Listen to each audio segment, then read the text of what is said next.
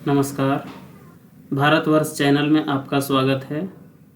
आज हम आचार्य प्रशांत के एक वीडियो पर विचार करेंगे जिसका शीर्षक है आत्मा शरीर में नहीं होती, आत्मा का शरीर से कोई संबंध नहीं है।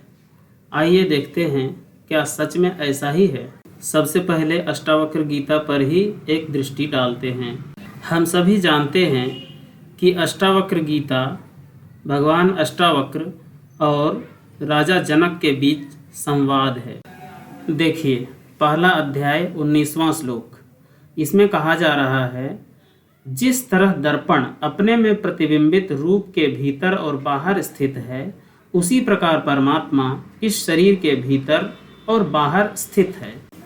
इसी से जोड़ते हुए अगला यानी दूसरा प्रकरण और उसी का दूसरा श्लोक देखिए। जैसे इस देह को मैं अकेला ही प्रकाशित करता हूँ, वैसे ही संसार को भी प्रकाशित करता हूँ। इसलिए तो मेरा संपूर्ण संसार है अथवा कुछ भी नहीं। यहाँ पर देह को प्रकाशित करने वाला मैं कौन है? या तो वह आत्मा है या फिर परमात्मा है। फिर कैसे कह सकते हैं कि शरीर के अंदर आत्मा नहीं होती?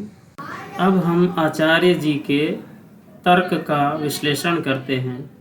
अष्टावक्र गीता के अध्याय 7 के चौथे श्लोक का अर्थ करते हुए नात्मा भावेषु, इस शब्द का अर्थ करते हुए वो कहते हैं कि शरीर में आत्मा नहीं होती, जबकि इसका अर्थ ये है आत्मा विषयों में नहीं है। पूरा श्लोक देखिए। नात्मा भावेषु नो भावस्तत्रानन्ते निरंजने इत्यसक्तोस्पृहः शांत एतदेवाहमास्थितः। अर्थात आत्मा विषयों में नहीं है और विषय उस अनंत निरंजन आत्मा में नहीं है। इस प्रकार मैं अनासक्त हूँ, स्पृहा मुक्त हूँ और इसी अवस्था में स्थित हूँ। आप ये बताएं, यहाँ पर भी जो मैं कहा जा रहा है वो मैं कौन है? अगर वो आत्मा नहीं है तो वो अनासक्त कौन है, स्पृहा मुक्त कौन है? अच्छा, मैंने दूसरा खोल रखा है ना, ये अनुवाद सही नहीं है, ऐसा आप कह सकते हैं। तो आइए वही खोल लेते हैं जिसका अनुवाद उन्होंने ले करके और इस पर फिर वो झूठ फैला रहे हैं। आइए देखते हैं।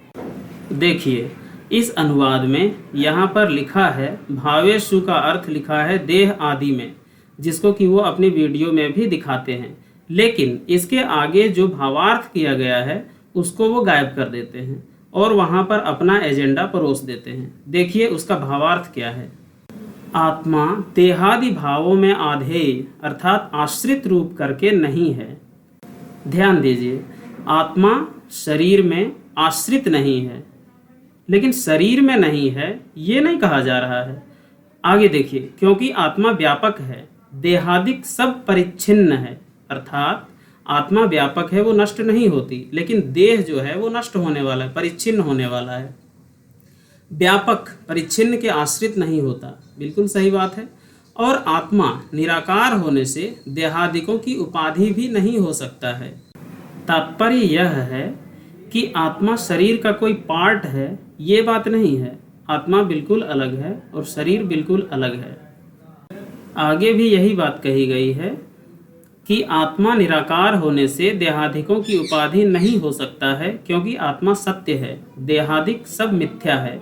सत्य वस्तु मिथ्या वस्तु की उपाधि नहीं हो सकती है और देह इंद्रियादिक आत्मा की उपाधि भी नहीं हो सकते हैं, क्योंकि आत्मा अनंत और निरंजन है और देहादिक अंतवान और नाशवान है। इसी कारण आत्मा संबंध से रहित है और इच्छा आदिकों से भी रहित है एवं आत्मा का शांत स्वरूप है। अब आप ये बताएं कि इस भावार्थ में आपने कहीं देखा कि आत्मा शरीर में नहीं होती है, ऐसा लिखा है। अब आगे आइए। अध्याय 2 का श्लोक 12 दिखाते हुए कहते हैं कि आत्मा कहीं आता जाता नहीं है, मतलब आत्मा का पुनर्जन्म नहीं होता, आत्मा किसी एक शरीर से दूसरे शरीर में नहीं आती जाती। अब आप देखिए इसमें कहाँ लिखा है ऐसा। मैं आश्चर्य रूप हूँ, मेरे लिए नमस्कार है, मैं देहधारी होता हुआ भी अद्वैत हूँ, न कहीं जाने वाला हूँ न कहीं आने वाला हूँ, संसार को आच्छादित करके स्थित हूँ। जो कहीं एक देशी होगा वही तो आएगा जाएगा। जो संपूर्ण संसार में आच्छादित होगा वो भला कैसे कहीं आ जा सकता है। कहने का तात्पर्य है कि जीवात्मा एक शरीर से दूसरे शरीर में आती जाती है। साधारण रूप से हम आत्मा का जो अर्थ लेते हैं वो जीवात्मा ही होता है। इस बात को आचार्य प्रशांत भी स्वीकार करते हैं, लेकिन वो अपनी बात को ऐसे घुमाकर प्रस्तुत करते हैं कि ऐसा लगता है कि आत्मा जैसी कोई चीज़ शरीर में होती ही नहीं। इसी श्लोक में देखिए, मैं देहधारी होता हुआ भी, ये बताएं कि जब तक आत्मा शरीर में नहीं होगी तब तक वो देहधारी कैसे हो जाएगी। देखिए अध्याय 3 श्लोक 5, सर्वभूतेषु चात्मानं सर्वभूतानि चात्मनि मुनेर जानत आश्चर्यम ममत्वम अनुवर्तते।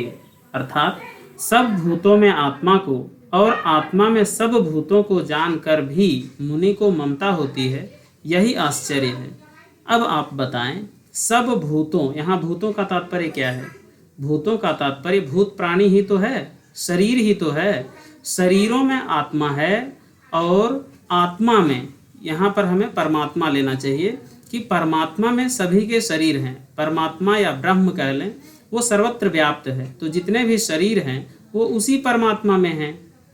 वास्तव में अष्टावक्र गीता में परमात्मा को आत्मा नाम से संबोधित किया गया है और आत्मा का जो अर्थ हम लेते हैं उसे जीवात्मा कहा गया है।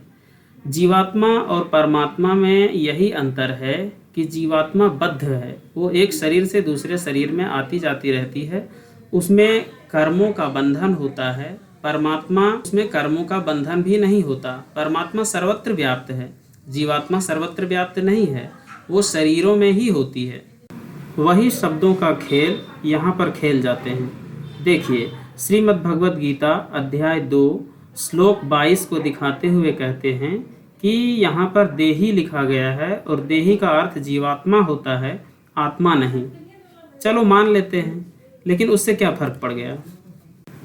आत्मा के स्थान पर जीवात्मा हो जाने से इस श्लोक का अर्थ तो नहीं बदल जाता ना।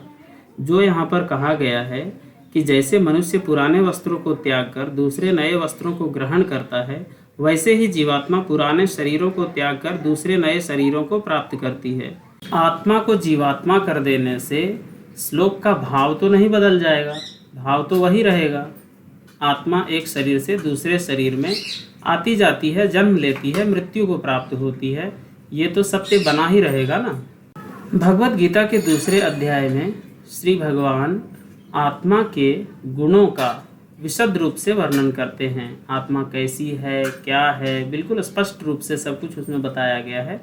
और उसी अध्याय में यह भी बताया गया है कि वो आत्मा एक शरीर से दूसरे शरीर में जाती है, आत्मा शरीर में होती है। इसी अध्याय का श्लोक 20 देखिए, यह अजन्मा, नित्य, सनातन और पुरातन है। श्लोक 24 देखिए, यह आत्मा अच्छेद्य है, अदाय है, अशोष्य है, नित्य है, सर्वव्यापी है, अचल है, स्थिर रहने वाला है, सनातन है। यही सब बातें अष्टावक्र गीता में भी तो आत्मा के बारे में कही गई हैं। दोनों में क्या अंतर है फिर? अब आइए अध्याय 4 श्लोक 5। हे अर्जुन, मेरे और तेरे बहुत से जन्म हो चुके हैं, तू उन सबको नहीं जानता, किंतु मैं जानता हूँ। जन्म किसका हुआ?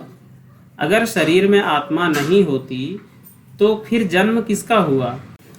अच्छा हाँ, पुनर्जन्म पर एक अलग ही वीडियो है जिसमें वो ये कहते हैं कि आत्मा का पुनर्जन्म नहीं होता, आत्मा एक शरीर से दूसरे शरीर में नहीं जाती, बल्कि अणुओं का फिर से सृजन होता है, या इसको वो पुनर्चक्रण से जोड़ना चाहते हैं। मतलब कोई शरीर नहीं हो गया, आत्मा ना हो गई, कोई प्लास्टिक की बाल्टी हो गई जिसका फिर से पुनर्चक्रण किया गया और इस बार उसे कुर्सी बना दिया गया। अब तो उसमें कुछ अलग ही बात हो गई। अगर इस पुनर्चक्रण को ही सत्य मान लिया जाए तो फिर कर्म फल के सिद्धांत का क्या होगा? व्यक्ति तो आजीवन कर्म करता रहता है, तो मृत्यु के ठीक पहले जो कर्म उसने किए उसका फल उसे कब मिलेगा? अगर आत्मा का पुनर्जन्म नहीं होता है तो जब आप वीडियो देखते हुए 30 मिनट पर पहुंचते हैं तो वहां पर एक बड़ा जबरदस्त सा झूठ बोला जाता है कि भगवान श्री कृष्ण कहते हैं कि चेतन कुछ है ही नहीं, जिसको तुम चेतन समझ रहे हो वो जड़ ही है। आप पूरी गीता पढ़ लें, आपको ये वक्तव्य कहीं नहीं मिलेगा। सफ़ेद झूठ है ये। एक ही बात को 4-5 बार दोहराते हैं ताकि आप इसको सत्य ही समझें, लेकिन कोई भी असत्य हो कितनी भी बार बोला जाए वो सत्य तो नहीं हो जाता ना। सत्य जैसा भाषणे जरूर लगता है लेकिन सत्य नहीं हो जाता। 47 मिनट पर एक बहुत ज़बरदस्त बात कही गई है कि आप बस ये जान लें कि मैं जीवित नहीं हूँ, बस यही मुक्ति है। इससे आसान तो मुक्ति भैया और क्या हो सकती है। मैं जीवित नहीं हूँ, क्या बात है।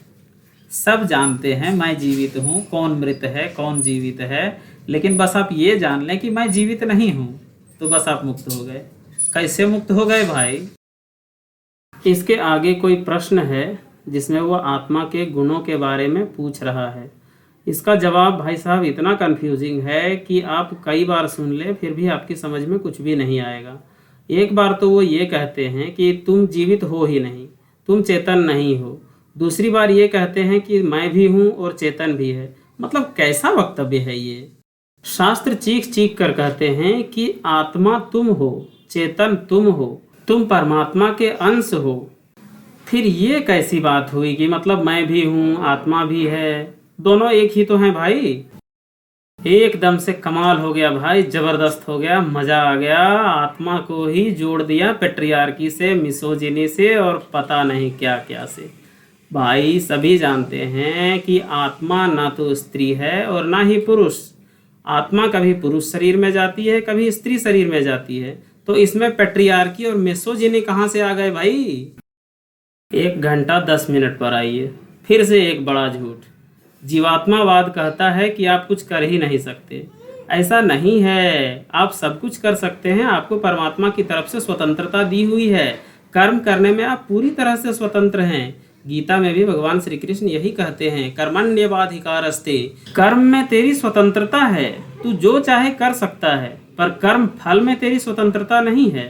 कर्म फल वही मिलेगा जैसा कि तुम्हारे कर्मों के विपाक के आधार पर निर्धारित किया जाएगा। अर्थात तुम्हारे कर्म जो परिपक्व होंगे और उसके आधार पर जो प्रारब्ध बनेगा, तुम्हारा जो भाग्य बनेगा, उसके आधार पर तुम्हें क्या मिलेगा ये निश्चित किया जाएगा।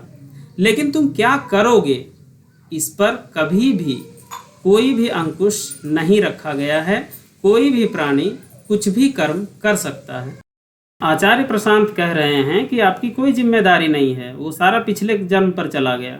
नहीं भाई, पिछले जन्म में जो किया उसके लिए भी और अभी जो आप कर रहे हैं उसके लिए भी सिर्फ और सिर्फ आप जिम्मेवार हैं। परमात्मा जिसे आप आत्मा कह रहे हैं ना, वो भी उसके लिए जिम्मेवार नहीं है। जो भी आपको मिलेगा, सुख दुख हानि लाभ जीवन मरण, सब आपने खुद ही सिरजा है और उसके जिम्मेवार आप स्वयं हो। जो आप करेंगे उसका फल आपको मिलेगा। वीडियो में 1 घंटा 19 मिनट पर आइए। गजब का मूर्खतापूर्ण वक्तव्य है भाई। उदाहरण देते हैं और उसमें ये कहते हैं कि पेट आपके पास होता नहीं है। अब ये कैसे सही हो सकता है, ये तो आप ही लोग बताएं, मेरी समझ में नहीं आ रहा। जब आप खाने की चीज़ के पास जाते हैं तो आपका पेट जाग जाता है, जीवित हो जाता है, सक्रिय हो जाता है। अरे भाई, इसका मतलब तो ये हो गया कि अगर कहीं खाने की चीज़ किसी को ना दिखाई जाए तो फिर उसे जीवन भर खाने की आवश्यकता ही ना पड़े। कमाल का तर्क है यार। आपने ध्यान से सुना, इसके लिए धन्यवाद आपका। मुझे अपने गुरु से जो ज्ञान प्राप्त हुआ है और शास्त्रों के अध्ययन के आधार पर थोड़ा बहुत जो मैंने सीखा है, उसके आधार पर मैंने बताने की और सही चीज़ समझाने की कोशिश की है। धन्यवाद।